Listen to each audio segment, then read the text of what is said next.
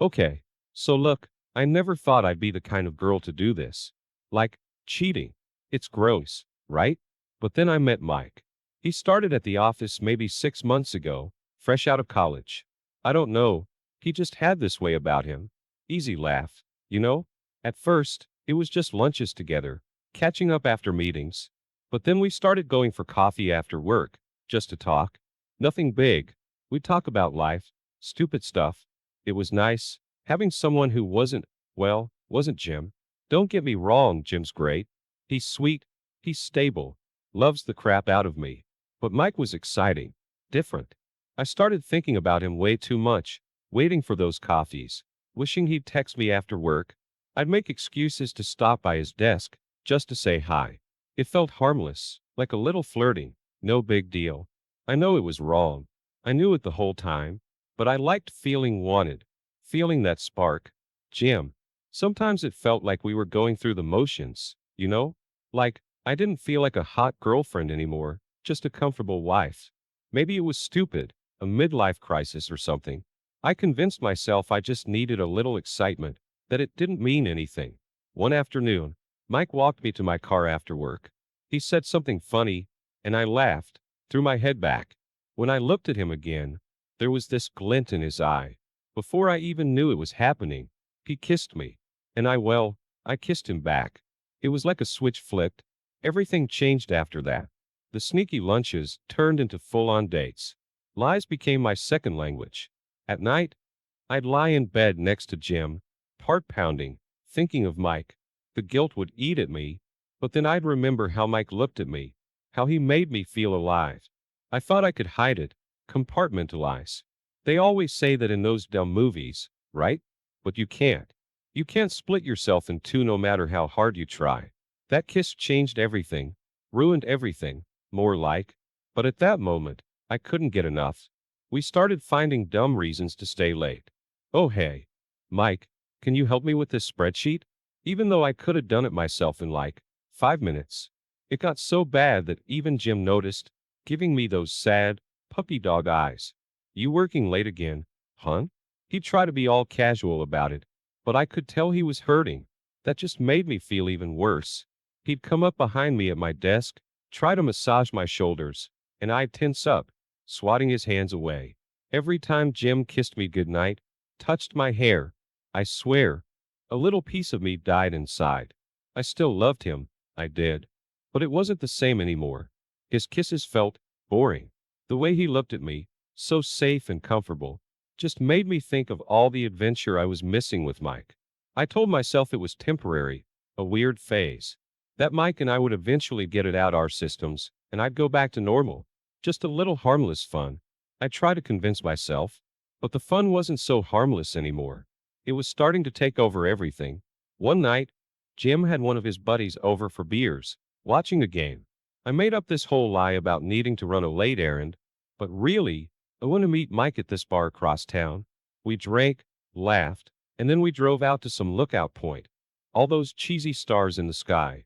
We didn't talk much, just kissed, and kissed, and kissed. The next morning, that sickening feeling hit me hard. Jim made me pancakes, my favorite. He tried to be all cheerful, and I just wanted to sink through the floor. The look in his eyes, still trusting, still loving. It nearly broke me. Afterward, driving home, I threw up on the side of the road. I wasn't even drunk, just sick to my stomach. See? That was the thing no one tells you about cheating. It doesn't make you feel good. It makes you feel dirty, a twisted version of yourself. It makes you the person you swore you'd never be. I kept thinking, this isn't me. This can't be me. But there I was, driving home, reeking of vomit and another man's cologne, about to lie right to my husband's face again. After that night with Mike at the lookout, looking at Jim became physically painful. Like, my chest would actually hurt whenever I tried to be nice to him. The guilt and this new excitement with Mike. They were warring inside me, twisting me up from the inside out.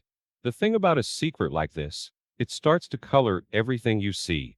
Jim's goofy sense of humor, the way I used to find endearing, suddenly grated on my nerves. That way he chewed his cereal was suddenly gross. How had I never noticed this stuff before? I'd snap at him for the dumbest little things, then try to cover it with a fake laugh like, geez, babe, can't you take a joke? He'd look at me with those confused eyes, like he was trying to figure out who this stranger was, the stranger replacing his wife.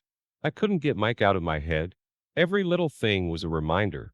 That stupid smirk when he made a good point in a meeting. The way he tossed his hair when it fell over his forehead. It was all I could think about. I'd wake up in the middle of the night sweating, my heart pounding, thinking Mike's name instead of Jim's. I was turning into some kind of a cliché, living out a bad romance novel, the kind I used to scoff at. One evening, we were watching TV after dinner, some stupid sitcom I'd watched a million times with Jim. The main character made some cheesy joke, something about marriage being like prison. I laughed out loud, too loud. A brittle kind of laugh that echoed strangely in the room. I looked over, and Jim wasn't smiling. He just asked quietly, "Do you feel that way, honey? Does it feel like that to you?" I froze. I wanted to yell at him, tell him he was being paranoid. But that would have been a lie. The truth was, half of me did feel that way. That safe, comfortable life with Jim, it wasn't enough anymore. It felt constricting, suffocating, but worse than that, I felt this deep shame. How could I, someone who'd always prided herself on honesty and loyalty, do this to someone who only ever loved me? All I could do was look away, mumbling some lame excuse about being tired. I felt like a coward, like the lowest kind of person. Yet, even as those thoughts ran through my head, images of Mike would flicker through my mind. Promises of escape from this crushing guilt that felt too heavy to bear. The second I got to work, I'd be checking my phone like a crack addict, waiting for Mike's messages. It started innocently enough, dumb jokes, work gossip. But those texts became my obsession, the highlight of my day. At night, lying next to Jim, I'd pretend to be asleep and text Mike under the covers, the phone's glow illuminating this stupid grin on my face. It was like all the joy and excitement had been sucked out of my marriage and injected straight into this little phone. And yeah, I knew it was messed up, but the more I texted Mike, the easier it was to ignore how messed up it really was. I tell myself, we're just friends. He's the only one who truly gets me. It's totally harmless. It was the lie I needed to tell myself to keep going, to keep smiling at Jim while my mind was somewhere totally different. Sometimes we text about work, but mostly, it was our lives. He'd complain about his tiny apartment. I'd vent about Jim leaving his socks on the floor. Again, we'd talk about dreams, the kind of stuff I used to talk about only with Jim. But with Mike, it felt better. No judgment, just this giddy feeling that he had my back no matter what, even if, what, was my messed up double life. One night, Jim had this work dinner he had to go to. Before he left, he kissed me goodbye, and I swear it felt like nothing. Just lips brushing my cheek and the vague smell of his aftershave. But all I could think about was sneaking into the bathroom right after he left, firing off a text to Mike. "My whole life is a lie," I wrote, half joking, but half dead serious. His reply came almost instantly, "Bad day." That was it. Those two words. The crack in my reality suddenly felt like a gaping canyon.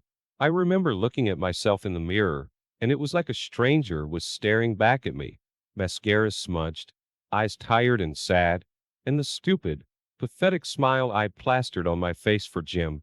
It was disgusting. I sat there on the bathroom floor for I don't know how long, just texting Mike like he was my lifeline. And in that moment, I guess he kinda was. The only thing keeping me from sinking into that cold, hard truth. I was cheating on my husband and becoming someone I hated. The thing with secrets, they have a way of taking on a life of their own. One minute it's stolen glances and flirtatious texts, the next you're living on borrowed time. Maybe I was fooling myself into thinking I could control this, play this dangerous game with fire and not get burned.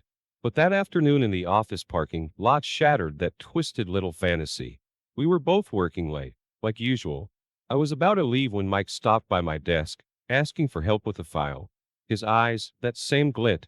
Only this time there was a hunger in them I hadn't noticed before.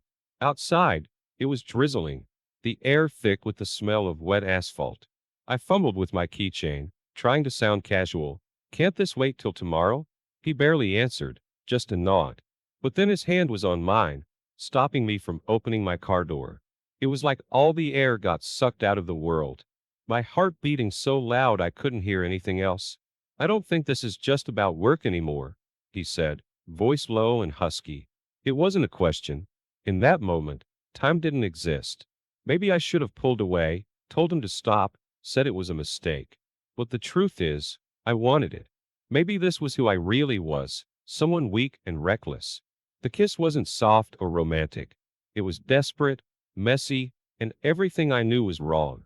Afterward, driving home, I felt, not good, but not exactly bad either. Alive. Like that dull ache inside me had been replaced by this throbbing, dangerous energy. I knew this had gone too far. We both knew. But the thrill, that feeling that nothing mattered but that moment, well, it was addicting. From that day on, my life became about sneaking around, staying late for fake meetings, deleting text from Mike, lying to Jim about where I'd been.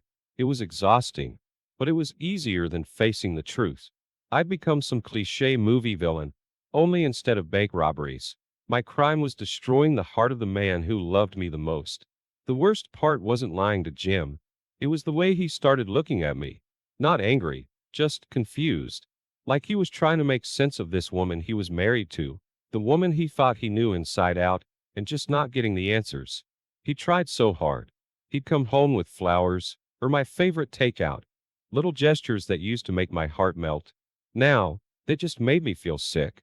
The guilt was a monster now, gnawing at my insides every time he smiled at me, or said, I love you, with that innocent, trusting look in his eyes.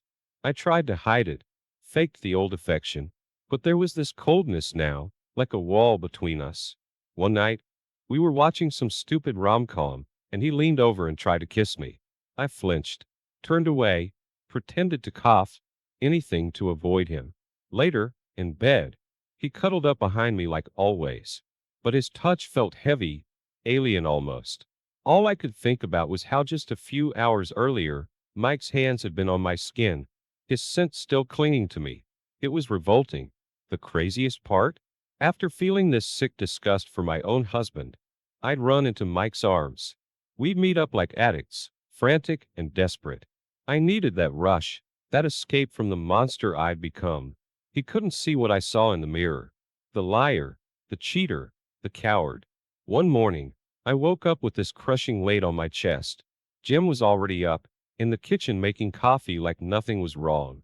I snuck into the bathroom, shut the door, and just stared at my reflection. My face was blotchy, like I'd been crying nonstop, but the tears wouldn't come. Just that emptiness, that hollowness, the knowledge that I was destroying everything good my life had built on, and I was just too weak to stop it. I started to fall apart, bit by bit. Insomnia became my best friend. I'd lie in bed for hours, mind racing, replaying the lies I told Jim, the stolen moments with Mike. Some nights, I'd cry until I had nothing left. Other nights my body seemed to shut down completely, numb and empty. My appetite was a mess. Some days I couldn't eat a thing, sick to my stomach with guilt and anxiety. Others, I'd binge on junk, desperate to fill the gnawing emptiness inside. And always, the panic attacks. It started in the car, driving to work my heart would pound, sweat pooling in my palms until I thought I might faint right there on the highway. The worst was trying to act normal around Jim. That forced cheerfulness, that pretend smile. I could see it reflected in his eyes, how unconvincing it all was.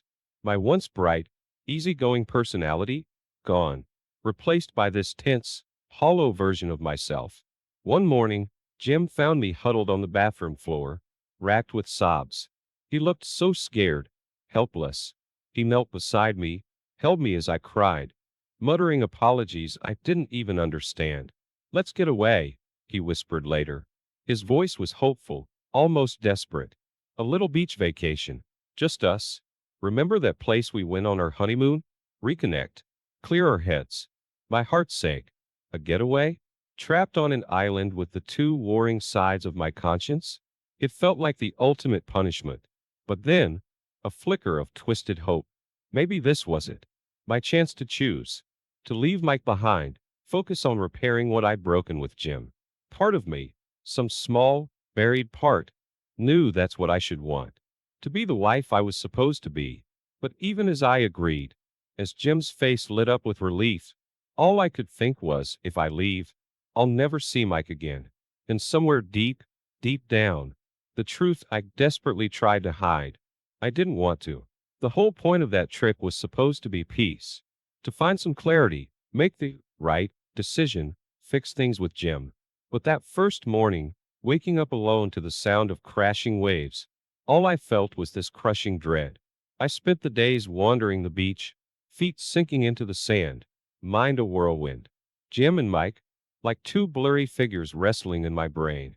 I try to imagine a future with Jim, cozy dinners, maybe a family, that comfortable life I'd once dreamed of. But it was like trying to grasp at smoke. The image dissolved before I could get a hold of it. Then I'd picture Mike. Fire, excitement, the way he made me feel young and reckless. And so deeply, dangerously alive.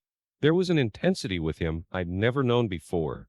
An intensity one craved like a drug, even knowing this whole thing was poison. You love them both.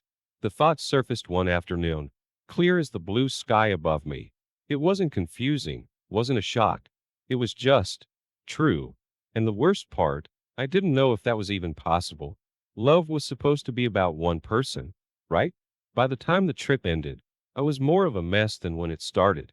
I went back home, and that horrible game continued as if I'd never left. Lying to Jim's face, sneaking around with Mike. The shame of it all made me sick, but I still couldn't stop. Jim was trying so hard. He planned romantic dinners, surprised me with little gifts, asked what was wrong, how he could help. This kindness only made it all worse. I couldn't bring myself to confess, to see the heartbreak in his eyes. I was a coward, the worst kind. One night, he held me close, whispered, "Just tell me what you want, honey. I'll do anything." I choked back a sob. The thing was, I knew exactly what I wanted. The impossible. 2 men, 2 lives. A love divided, and that division was destroying me. It was always going to end badly. Anyone with a shred of sense could see that. Yet, I clung to this pathetic little fantasy that I could control it, keep my 2 lives neat and separate. Of course, I was dead wrong. It began with a text message. Not from Mike, from Jim. Usually, I was obsessively careful deleting messages, clearing my browser history.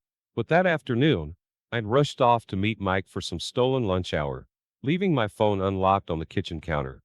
I didn't see the notification pop up, the little buzz that sealed my fate. Jim was home early that day. Something about a canceled meeting. Lucky break, he'd said with that hopeful smile, the one that used to melt my heart and now filled me with dread.